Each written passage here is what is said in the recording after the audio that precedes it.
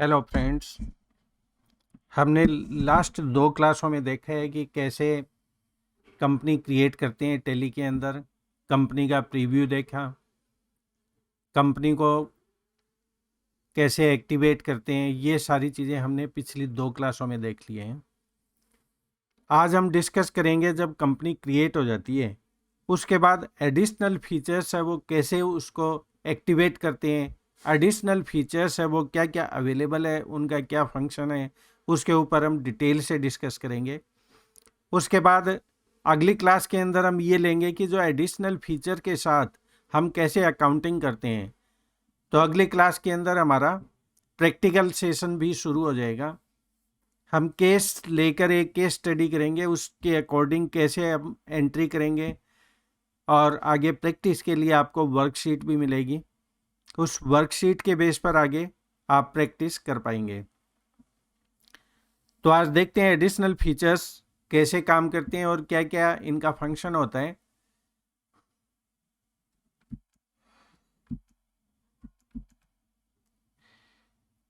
ये हमने देखा कि जब कंपनी क्रिएट हो जाती है तो लेफ्ट साइड के अंदर जो सबसे ऊपर दिया हुआ है वो तो एक्टिवेटेड कंपनी है। इन द सेंस कि जब आप एंट्री करेंगे तो ऊपर वाली जो यहाँ पर जो मेंशन है जो दिखा रही है ये कंपनी, इसके अंदर एंट्री होगी।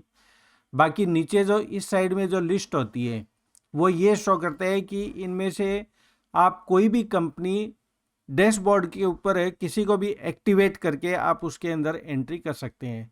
अभी सपोज हमारे पास ऑनलाइन टेली सॉल्यूशंस कंपनी करके हैं, जब हम इसमें वाउचर एंट्री करेंगे तो वो सारे फंक्शन इसी कंपनी के अंदर आएंगे।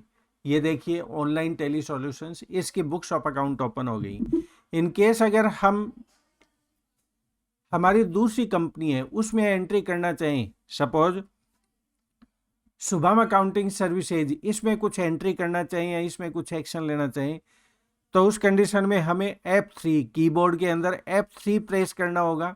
F3 करके उसके बाद जो सेलेक्ट कर लेंगे, हम अभी कर रहे हैं ऑनलाइन टेली सॉल्यूशन, अब हमें करना है शुभम अकाउंटिंग सर्विसेज, तो इसको सेलेक्ट कर लिया। ये की एरो से सेलेक्ट हो जाएगी ऊपर और नीचे के, तो नीचे वाले एरो से हम नीचे आ जाएंगे, फिर एंटर की है वो प्रेस कर देंगे। आप देखिए यहाँ पर शुभम अकाउंटिंग सर्विसेज ये ऊपर कंपनी आ गई। अब जो वर्किंग होगी वो इसी के अंदर होगी। जैसे अब वाउचर एंट्री के ऊपर हम प्रेस करते हैं, एंटर करते हैं, तो ये देखिए यहाँ पर आ गया हमारा शुभम अकाउंटिंग सर्विसेज। तो जिस कंपनी के अंदर हमें एंट्री करनी है वहाँ पर जाने के लिए हमें F3 प्रेस करना होगा। तो F3 के बाद हमारे सामने कुछ लिस्ट ऑफ कंपनी आ जाएगी। जिस कंपनी में वर्किंग करनी है उसको सेलेक्ट करिए और एंटर मारिए, उसके बाद वो कंपनी ओपन हो जाएगी। इसके अलावा एक और मैं आपको फीचर बता देता हूँ इसमें। जब हमने कंपनी क्रिएट करी है ऑनलाइन ट्रेडिंग सॉल्यूशंस, तो उसमें अगर मान लो कोई अल्ट्रेशन करना हो हमें, मान लो इसमें स्पेलिंग मिस्टेक हो गई या एड्रेस गलत हो गया या मोबाइल नंबर यहाँ पर गलती से और किसी का डल गया, उसको हम चेंज करना चाहें, तो उस कंडीशन में कैसे करेंगे। आप प्रेस करिए अल्ट के, कीबोर्ड में अल्ट प्रेस करके रखिए और के पर एंटर मारिए, आपके सामने ये विंडो आ जाएगी। उसके बाद आप नीचे आइए, अल्टर या तो ए प्रेस कर दीजिए या अल्टर के ऊपर जाकर एंटर मारिए। उसके बाद आपके सामने लिस्ट ऑफ कंपनी आ जाएगी। अब इस लिस्ट ऑफ कंपनी में से कौन सी कंपनी के अंदर आपको एडिट करना है, उस कंपनी के ऊपर जाकर आप एंटर मारिए। मेरे को ऑनलाइन टेली सॉल्यूशन है, इसके ऊपर एडिट करना है, तो आप इस पर आकर एंटर मारिए। अब जहाँ पर आपको करेक्शन करना है वहाँ पर जाकर इसको रीराइट कर दीजिए। जैसे सपोज मैं यहाँ इंडिया, इसका पिन कोड चेंज करता हूँ, या मोबाइल नंबर है ये गलती से मैंने इसमें लिख दिया, तो मोबाइल नंबर अगर चेंज करना हो तो इसको जो करेक्शन है मेरे को यहाँ से मैं कर दूंगा मोबाइल नंबर के अंदर, ये करेक्शन कर दिया। ईमेल आईडी भी मान लो इसके अंदर मेरे को चेंज करनी है, वो कर सकते हैं। कुछ भी आप यहाँ से चेंज करिए। चेंज करने के बाद आप यहाँ पर कंट्रोल ए प्रेस करिए, ये स्क्रीन आपकी सेव हो जाएगी। तो दो ऑप्शन आपके पास, या तो एंटर मार करके मैं दिखा देता हूँ, एंटर एंटर एंटर, लास्ट के एंटर पूछेगा ये कि एक्सेप्ट कर लूँ। एक्सेप्ट के अंदर यस करते ही जो आपने चेंजेज किए हैं इस कंपनी के अंदर वो एक्सेप्ट हो जाएंगे। आप यस करिए, आपकी स्क्रीन सेव हो गई। सेकंड ऑप्शन है, ये देखिए अभी मोबाइल नंबर चेंज किया था वो आ गया। अब इन केस अगर मान लो मैं इसको इतना प्रोसेस नहीं करता सेविंग के लिए, देखो मोबाइल नंबर दोबारा मैंने सेव कर इसमें डाल दिए। अब इसको दोबारा सेव करने के लिए मैं कंट्रोल ए, ये शॉर्टकट है इसका। टैली के अंदर किसी भी स्क्रीन के ऊपर आप कोई चेंज करते हैं या उसके अंदर एंट्री करते हैं, उसके बाद अगर आप उस स्क्रीन को सेव करना चाहते हैं तो उसका शॉर्टकट है कंट्रोल ए। कंट्रोल ए करते ही वो आपके जो भी करेक्शन है उसके अंदर सेव हो जाएंगे। तो कंट्रोल ए मैंने इसके अंदर प्रेस करके इसको सेव किया है, ये देखिए इसमें मोबाइल नंबर सेव हो गए। तो कंट्रोल ए और या एंटर एंटर के करके लास्ट में उसको एक्सेप्ट कर लीजिए, तो आपके जो इंफॉर्मेशन है, जो चेंजेस होंगे वो इसमें सेव हो जाएंगे। अब हम देखते हैं कि इसमें एडिशनल फीचर्स है, वो क्या एडिशनल फीचर्स है और उसको कैसे चेंज कर सकते हैं, उसके अंदर कैसे उसमें एक्टिवेट करना है, उसका बेनिफिट क्या है, उसके ऊपर डिटेल से डिस्कस कर लेते हैं। तो अभी जो एडिशनल फीचर अगर हम ऐड नहीं करते तो उस कंडीशन में आपके लिए टैली है ये वर्किंग कंडीशन में है, आप इसके अंदर वर्किंग कर सकते हैं, आप अपने बुक्स ऑफ अकाउंट है सब कुछ मेंटेन कर सकते हैं। लेकिन एडिशनल फीचर, सपोज आपका जीएसटी में रजिस्ट्रेशन है तो उसको आप उस फीचर को आपको एक्टिवेट करना पड़ेगा। टीडीएस के फीचर्स है उसको एक्टिवेट करना पड़ेगा, बिल वाइज है, कॉस्ट सेंटर है, जो जो आपको फैसिलिटी चाहिए अपनी बुक्स ऑफ अकाउंट के अंदर वो सारे इसमें एक्टिवेट करनी है। तो वो करेंगे कैसे? उस विंडो को लेने के लिए आपको कीबोर्ड के अंदर F11 प्रेस करना पड़ेगा। F11 करके किस कंपनी के अंदर आप, जिस कंपनी में आपको वर्किंग करनी है, एडिशनल फीचर आपको एक्टिवेट करना है, उसको आप ओपन कर लीजिए। आपके सामने ये विंडो आएगी। तो ये विंडो ओपन करने के लिए आपके पास दो ऑप्शन है। आप टैली मेन मेनू के अंदर आइए, यहाँ पर आप चाहो तो F3 करके, F3 मैंने प्रेस किया, उसके बाद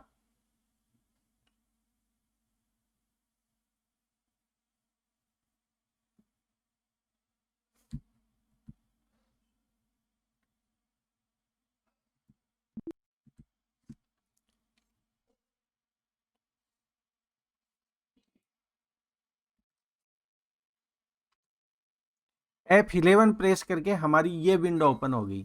अब सबसे पहले इसके अंदर आता है शो मोर फीचर्स, इसके अंदर यस होता है।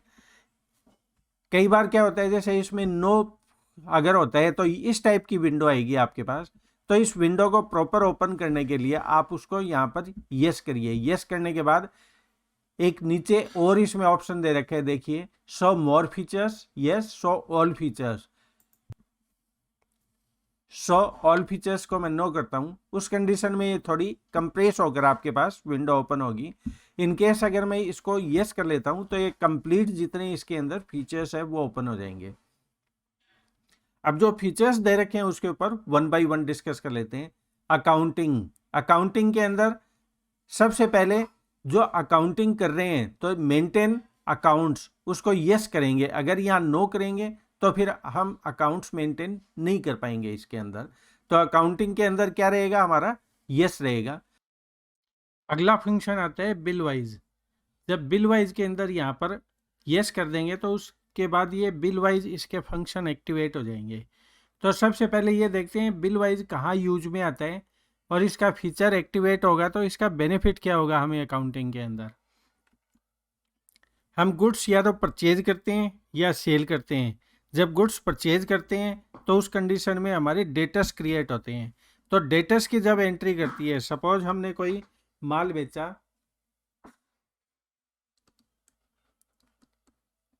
बिल नंबर 10 के अगेंस्ट में हमने माल बेचा, वो आया 1000 की बिलिंग हुई। उसके बाद बिल नंबर 12 के अगेंस्ट में ये कोई मिस्टर एक्स है, उसको हम क्रेडिट में गुड्स सेल कर रहे हैं। मिस्टर एक्स है, उसको हमने पहले बिल नंबर 10 के अगेंस्ट में गुड्स बेचा, उसके बाद 12 के अगेंस्ट में 25,000 का गुड्स बेचा। एक और ले लेते हैं, बिल नंबर 15 के अगेंस्ट में हमने इसको सेल किया 1,30,000। अब उसके बाद जब इसकी एंट्री करेंगे, सेल की एंट्री करेंगे, तो जब बिल नंबर 10 की हम सेल एंटर करेंगे तो उसमें हमारे पास ऑप्शन ओपन होगा कि बिल वाइज है या कैसे अपने को अकाउंटिंग करनी है। हम अगर बिल वाइज एक्टिवेट करेंगे तो सेल करते टाइम वो पूछेगा बिल नंबर, बिल का रेफरेंस पूछेगा। तो हम सेल कर रहे हैं तो बिल नंबर क्या होगा हमारा 10, तो 10 के अगेंस्ट में ये एंट्री हो जाएगी। वैसे ही बिल नंबर 12 है उसकी एंट्री हो जाएगी, बिल नंबर 15 है उसकी एंट्री हो जाएगी। अभी मैं आपको बेसिक चीज़ इसकी बता रहा हूँ, प्रैक्टिकल करेंगे तब इसको और समझ पाएंगे हम। तो बिल नंबर 10, 12 और 15 तीनों की अगेंस्ट में बिल का रेफरेंस देते हुए हमने एंट्री कर दी।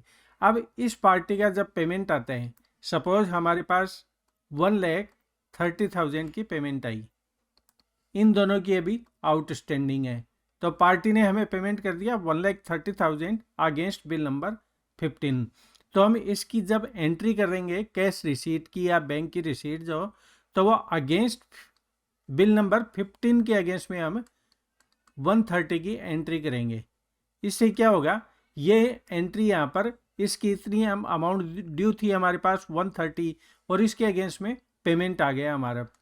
तो अब आउटस्टैंडिंग कितना रहा इस अकाउंट के अंदर, टोटल 1 लाख प्लस 25,000, तो 1,25,000 हमारा अभी भी आउटस्टैंडिंग है। तो जब रिपोर्ट हम निकालेंगे टैली से तो उसके अंदर कंप्लीट डिटेल आएगी कि आपका टोटल 125,000 हमें उस पार्टी से लेना है, इतना ड्यू है। इसकी डिटेल पूछेंगे भी कौन से बिल के अगेंस्ट में आपका 125,000 है, क्यों वैसे तो पता नहीं चलेगा 125,000 का क्या मतलब हुआ, किसके बिल के अगेंस्ट में, लेकिन बिल वाइज ऑप्शन एक्टिवेट करके एंट्री करेंगे तो हमारे पास रिपोर्ट आएगी कि बिल नंबर 10 के अगेंस्ट में 1 लाख रुपीज आउटस्टैंडिंग आपका, और बिल नंबर 12 के अगेंस्ट में 25,000 आपका आउटस्टैंडिंग है। ऐसे करके आपका 125,000 आउटस्टैंडिंग है। तो बिल वाइज फंक्शन जब एक्टिवेट कर लेंगे तो उसका ये हमें बेनिफिट होगा कि उसकी डिटेल हमें पता चलेगी। ऐसे ही क्रेडिटर्स के अगेंस्ट में इनकेस अगर परचेज करते हैं, हम पेमेंट करते हैं, तो उसमें बिल को रेफर करते हुए हम पेमेंट करेंगे। उससे हमें बेनिफिट ये हो गया कि किस बिल के अगेंस्ट में पेमेंट हो गए और किस किस बिल के अगेंस्ट में हमारा आउटस्टैंडिंग अभी खड़ा हुआ है। तो ये बिल वाइज एंट्री करने का ये बेनिफिट होता है। अगला ऑप्शन देखते हैं, कॉस्ट सेंटर। कॉस्ट सेंटर का क्या मतलब हुआ, कॉस्ट सेंटर का मतलब ये हुआ कि जब हम बिजनेस के अंदर कोई भी एक्सपेंसेस करते हैं, सपोज एक मैन्युफैक्चरिंग कंपनी है, मैन्युफैक्चरिंग कंपनी है तो उसमें अलग अलग डिपार्टमेंट होते हैं। क्या, प्रोडक्शन डिपार्टमेंट,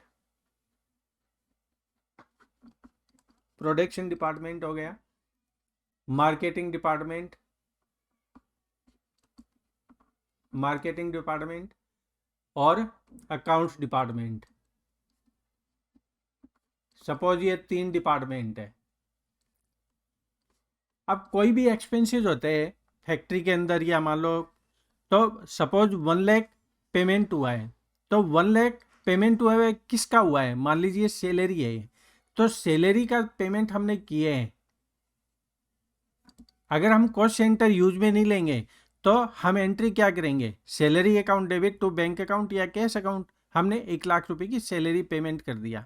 अब हम ये देखना चाहते हैं कि जो हमारा जो प्लांट है या हमारी जो फैक्ट्री है उसके अंदर प्रोडक्शन डिपार्टमेंट से रिलेटेड कितनी सैलरी गई, मार्केटिंग डिपार्टमेंट से कितनी सैलरी गई और अकाउंट्स डिपार्टमेंट की कितनी सैलरी गई।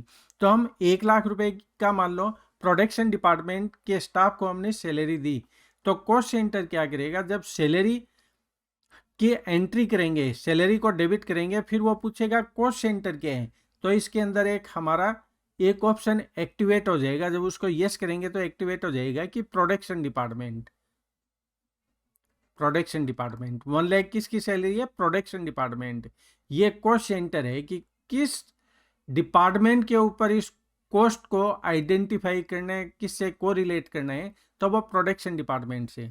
फिर बाद में हमने सैलरी का पेमेंट किया, मान लीजिए 25,000 हमने पेमेंट किया, वो किस डिपार्टमेंट का स्टाफ था? वो था मार्केटिंग पर्सन का। तो सैलरी अकाउंट डेबिट, उसके बाद एक इंडिकेशन में आ जाएगा कि मार्केटिंग, तो ये उससे कोरिलेट हो जाएगा। तो मार्केटिंग डिपार्टमेंट की सैलरी कितनी दी हमने? 25,000। इस टाइप से सारी एंट्री करते रहेंगे जो भी सैलरी की होगी।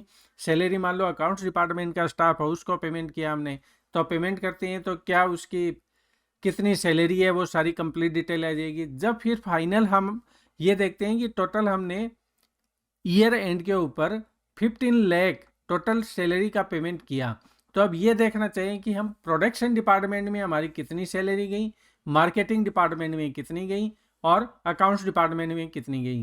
तो अगर कॉस्ट सेंटर का फंक्शन एक्टिवेट कर लेंगे तो हम ये इजीली कैलकुलेट कर पाएंगे, या हमारे पास एक इनबिल्ट इसमें रिपोर्ट आ जाएगी कि प्रोडक्शन के अंदर हमने 10 लाख का पेमेंट किया सैलरी के अगेंस्ट में, मार्केटिंग में 2 लाख का किया और 3 लाख का अकाउंट्स डिपार्टमेंट में, टोटल 15 लाख की हमने सैलरी का पेमेंट किया है। ये कब पॉसिबल हो पाएगा? जब कॉस्ट सेंटर को एक्टिवेट कर लेंगे, और कॉस्ट सेंटर एक्टिवेट करने के बाद जो उसकी एक्सपेंसेस की जो एंट्री है वो प्रॉपर कॉस्ट सेंटर देते हुए जब एंट्री करेंगे तो ये हमारे पास एक्यूरेट रिपोर्ट आएगी। तो कॉस्ट सेंटर का जो बेनिफिट है इसको एक्टिवेट करने का मतलब वो समझ गए होंगे। पहले इसके ऊपर थ्योरेटिकल थोड़ा डिस्कस कर लेते हैं, पता होना चाहिए कॉस्ट सेंटर क्या है, तो उसके बाद फिर इसका प्रैक्टिकली हम अगली क्लासों के अंदर देखेंगे। उसके बाद अगला देखते हैं इंटरेस्ट कैलकुलेशन। इंटरेस्ट कैलकुलेशन नो है तो इसको यस करेंगे, इसका क्या बेनिफिट होगा, क्या कैलकुलेशन करेगा बिजनेस के अंदर, कि जब हम गुड्स सेल करते हैं, क्रेडिट में सेल करते हैं, तो उस कंडीशन में ये होता है कि भाई आप 1 मंथ के अंदर हमें पेमेंट कर देना।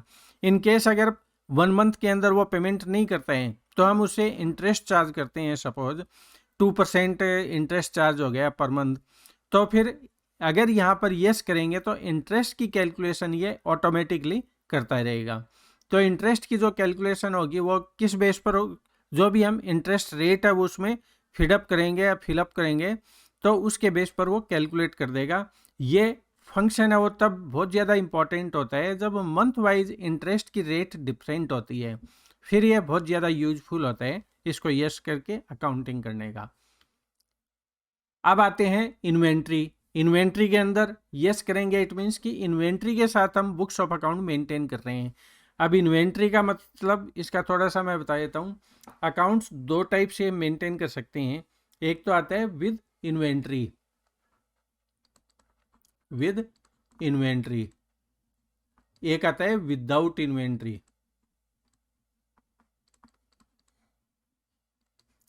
अब देखिए विद इन्वेंट्री के अंदर क्या होता है कि हम स्टॉक रजिस्टर साथ में मेंटेन करते रहेंगे।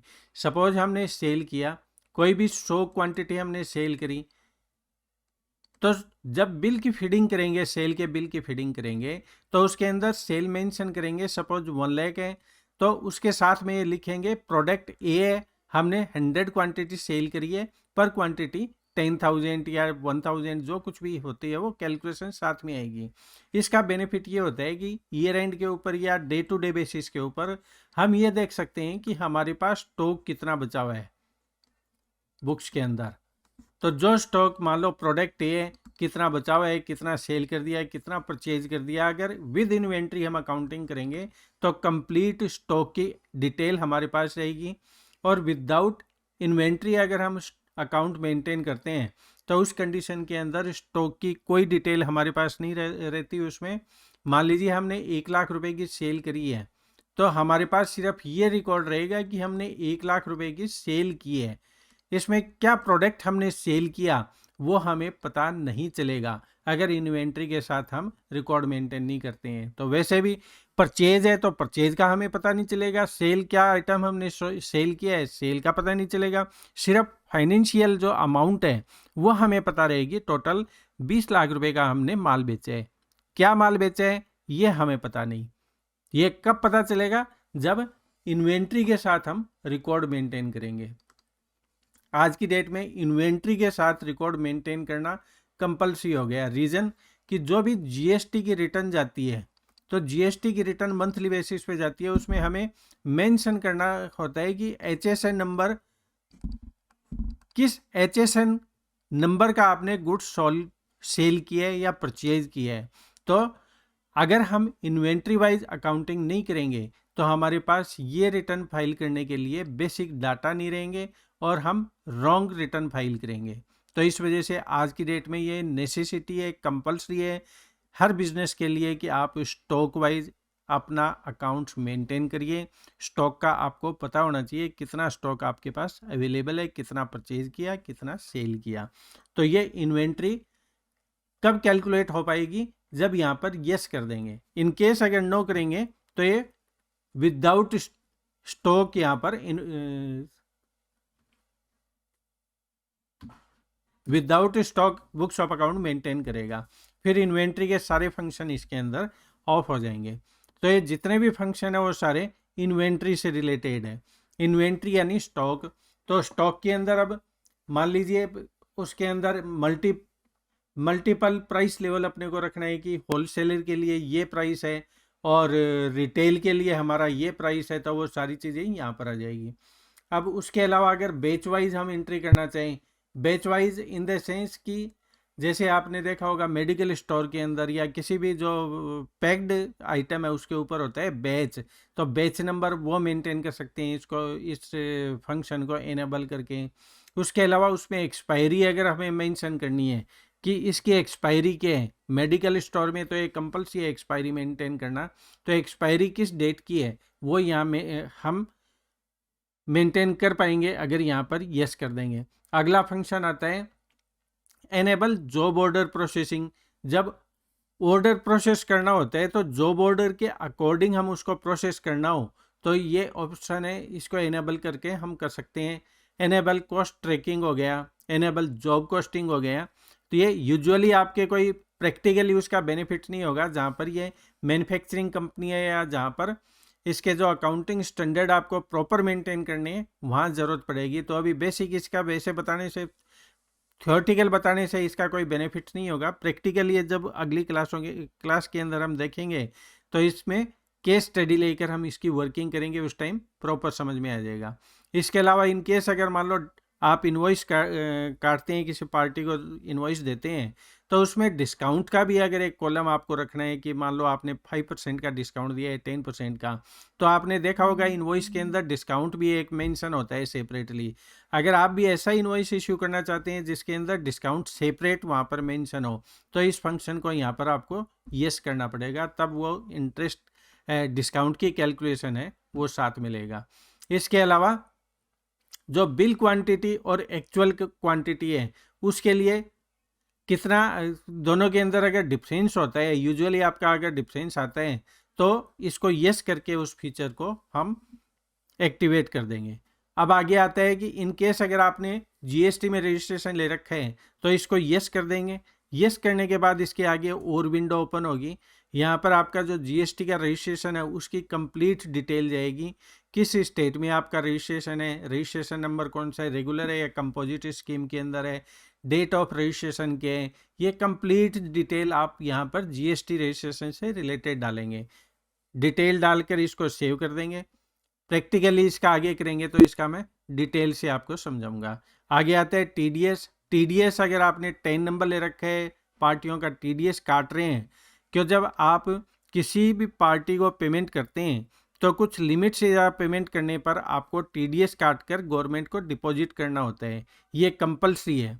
तो इसको यस करके हम टीडीएस की कैलकुलेशन टेली के थ्रू कर सकते हैं। इसको यस किया, फिर आगे डिटेल पूछता है कि आपका 10 नंबर क्या है, कंपनी का स्टेटस क्या है, वार्ड नंबर क्या है, कंप्लीट डिटेल इसके अंदर डालेंगे। फिर ये टीडीएस की कैलकुलेशन करके आपकी रिटर्न तैयार कर देगा।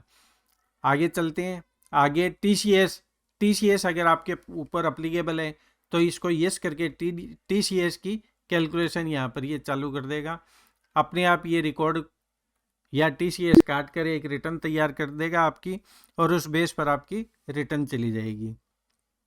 आगे देखते हैं वेट नंबर। वेट नंबर तो वैसे भी आज खत्म हो गया, आज की डेट में नहीं है। एक्साइज नंबर अगर आप एक्टिवेट करना चाहो तो यहाँ पर हो जाएगा, डिटेल इसके अंदर डालनी पड़ेगी। उसके अलावा सर्विस टैक्स की, अगर मान लो सर्विस टैक्स भी आज की डेट में नहीं है, फिर भी सर्विस टैक्स अगर एक्टिवेट करना चाहते हो आप तो यहाँ पर यस करना पड़ेगा। उसके बाद सर्विस टैक्स की ये कैलकुलेशन कर देगा इसके अंदर। इसके अलावा ऑनलाइन अगर मान लो कोई रिपोर्ट एक्सेस करना चाहते हो उसको यस कर सकते हो। टेली.नेट अगर सिंक्रोनाइज करना है आपको डाटा या रिमोट एक्सेस के ऊपर लेना है इसको यस करेंगे। ये फंक्शन क्या है आगे हम इस पर डिस्कस करेंगे। पेरोल है, मेंटेन पेरोल, इन केस अगर पेरोल आप मेंटेन करना चाहिए टेली के अंदर तो वो भी कर सकते हैं। इसको यस करने के बाद इसके अंदर आगे इसमें और डिटेल फीडअप करनी पड़ेगी। उसके बाद पेरोल है वो भी मेंटेन हो जाएगा। पेरोल के अंदर क्या होता है कि कौन कौन स्टाफ आपके पास, उसका डेजिग्नेशन क्या है, उसकी सैलरी कितनी है, उसके कितने एब्सेंट है, कितनी सैलरी डिडक्ट करनी है, डिडक्शन का बेस क्या होगा, ये सारी चीज़ें होगी। इसके अलावा पेरोल से रिलेटेड स्टेट्यूटरी रिक्वायरमेंट भी आपको इसमें पूरी करना चाहते हो तो इसको यस करना पड़ेगा। यस करने से आप इसके अंदर पीएफ, ईएसआई, इनकम टैक्स, ये तीनों चारों जो एम्प्लॉयज़ के ऊपर जो अप्लीकेबल है वो एक्टिवेट हो जाएंगे और उसकी कैलकुलेशन यहाँ से कर सकते हैं, उसको एनेबल कर सकते हैं। अगला आता है कि अगर कंपनी के आपके एक से ज़्यादा एड्रेसेज है तो इसको यस करके आप इसका बेनिफिट ले सकते हैं। इसको यस करेंगे, आगे पूछेगा कि प्राइमरी एड्रेस के, फिर अगला एड्रेस के, जैसे गोडाउन का एड्रेस है या आपका सेकंड बिजनेस है उसका एड्रेस क्या है, वो आप इसके अंदर मल्टीपल एड्रेस का बेनिफिट ले सकते हैं, इसमें फीचर ऐड कर सकते हैं। इसके अलावा mark modified voucher, in case अगर आपने वाउचर में कोई मॉडिफिकेशन किए हैं, एंट्री करने के बाद अगर कुछ आपने चेंज किए तो उसको यस कर देंगे। तो ये इसके बेसिक फीचर्स है। इनको एनेबल करने से क्या इसका बेनिफिट होगा वो मैंने आपको थोड़ा सा ब्रीफ कर दिया है। बाकी इसको डिटेल से देखने के लिए हम प्रैक्टिकली 1 बाय 1 सारे ऑप्शन यूज में लेंगे और इसको एक्सप्लेन करेंगे कि कैसे इनको यूज में लेते हैं और इसकी रिपोर्ट कैसे तैयार होते हैं, कैसे इसका बेनिफिट होता है। तो ये सारे एक्टिवेट करने के बाद अगर इसको एक्सेप्ट करना है तो इसको येस कर देंगे, एक्सेप्ट नहीं करना है तो इसको नो कर देंगे।